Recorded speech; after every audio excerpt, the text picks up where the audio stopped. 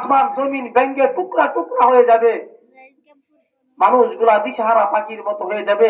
10 মাস 10 দিনের গর্ভধারিণী মা, যেই মা গর্ভবতী, সে এই ইসরাফিলের সিংহে আতঙ্কে সে বাঁচার জন্য দৌড়াইতে থাকবে।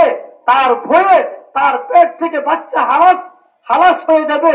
বাচ্চা ছেলে হইল না মেয়ে হইল, পিছনের দিকে তাকাইবে না, পিছনের দিকে তাকাইবে না।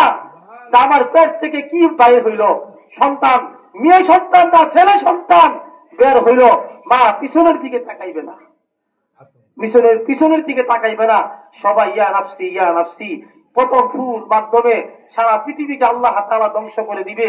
আর দ্বিতীয় ফু, প্রথম ফু থেকে দ্বিতীয় ফু পর্যন্ত মধ্যে যে একটা সময় 40,000 বছর পার হয়ে যাবে, বলেন সুবহানাল্লাহ। প্রথম ফু আর দ্বিতীয় ফুর মধ্যস্থলে কত বছর? 40,000 বছর।